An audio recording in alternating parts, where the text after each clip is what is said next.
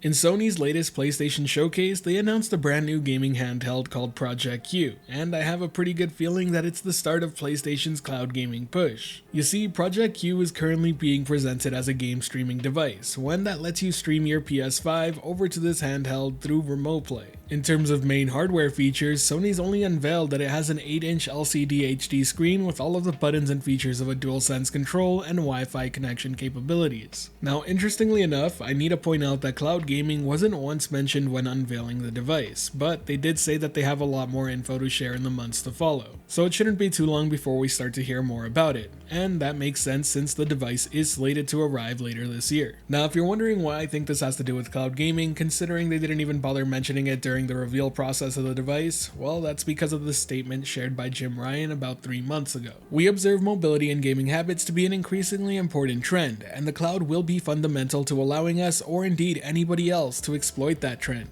Unfortunately, today is not a place for me to disclose these plans, but we do have some fairly interesting and quite aggressive plans to accelerate our initiatives in the space of the cloud that will unfold over the course of the coming months. Now, if you ask me, Project Q fits very well into a glimpse of that plan. After all, it is mobile gaming on the go, and it's something that they seem to be focusing on heavily for this year. But I also think it's important to realize that this isn't new for Sony either. Jim Ryan has actually been talking about the cloud for quite some time. Push Square notes that they have comments dating as back as far as April 2021 in which Jim Ryan said the cloud setup will be unique and only on PlayStation. It's even mentioned that Sony is hiring for 22 roles across the company related to cloud gaming just 2 months ago. It's very clear that movements are happening in the background, and I gotta say this is something I'm super excited for because I do think PlayStation has really fallen behind in the cloud space. And that's despite them being one of the first major players to really get involved in it after all. They bought Gaikai, they bought OnLive Patents, and what do we really see for it? The truth is, not a whole lot, but maybe that's about to change. Now, one very recent article that came out as of June 3rd that's very interesting is Sony's chief executive warning that cloud gaming is still technically very tricky. He went on to say that the cloud itself is an amazing business model, but when it comes to games, the technical difficulties are high,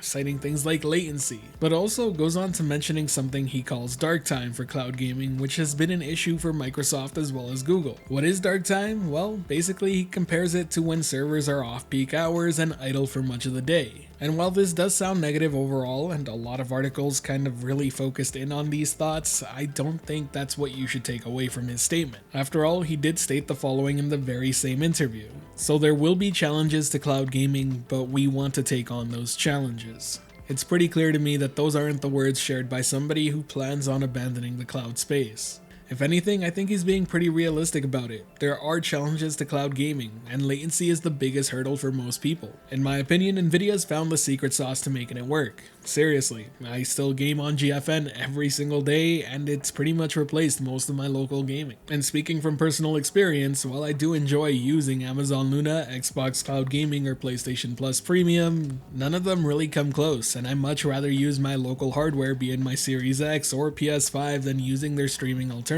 if I can. The very same is no longer said about my local gaming PC and GFN Ultimate. It's actually a better experience there now than it is playing on my PC. That is, as long as the game is supported after all. But to get things back on track, let's talk about Project Q some more. It's focused on game streaming, and I have no doubt that it will also have a big focus on cloud gaming. Now, in terms of looks, I've heard a few takes stating that this thing looks pretty ugly. But if you ask me, it looks like it might be the most comfortable handheld to ever hold. If it feels like holding a slightly heavier DualSense in my hands, I think that's a pretty big win. I've always suffered from my hands cramping up over long handheld play sessions, be it the Steam Deck or even something as comfortable as the Logitech G Cloud. Not to mention, this isn't the type of device I would really use to game on the go. It's something I would like to use around my house, or maybe when I go over to a friend's house or a hotel. But for something like a bus or a park, no way. After all, I don't think Sony's designed it for that, considering they've only mentioned Wi-Fi capabilities. Now, I did just mention the Logitech G Cloud, and I do think it's important to kind of compare it to this device because it is by far its closest competitor. That is a cloud gaming device through and through.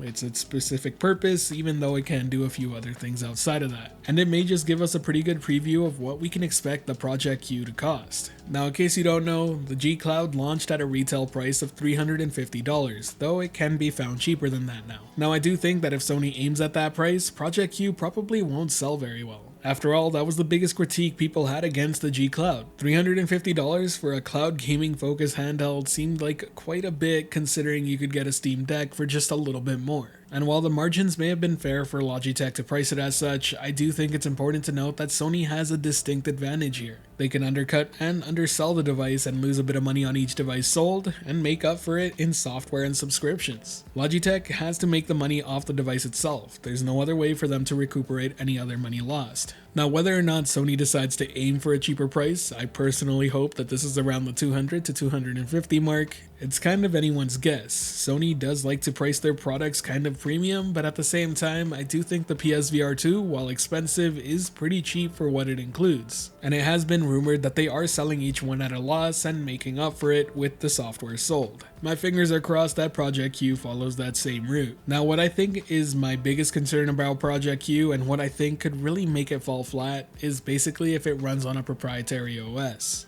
I really hope it runs on some version of Android with access to Google Play apps, because if this thing is only used for remote play and PlayStation Plus Premium, I think it's gonna be a much harder sell for a lot of people out there. But at the same time, I do get that it's a PlayStation product and maybe they want to enclose everybody in that ecosystem. I just really hope that's not the case. At the end of the day, I'm excited to hear more about this device. I can't wait till Sony starts speaking more about cloud gaming, and I do think it's just a matter of time. We've been told we'll hear more on both in the coming months, and I'm sure it won't be too long before that happens. But let me know your thoughts. Do you think Project Q is a waste of time? Do you think it'll be the start of PlayStation's cloud gaming push? Or are you just not excited for what PlayStation has to offer? Leave your thoughts down in the comment section below. I'd love to hear them. And if you enjoyed this video or found it helpful at all, be sure to hit that like button, as it really does help the channel out. And if you're wanting more content like this, be sure to subscribe and hit that notification bell as well. As always, thank you for watching. I hope you have a great day. This has been the Virtual Cloud, giving you the latest and greatest on everything cloud gaming related. And until next time, I'll catch you in the clouds.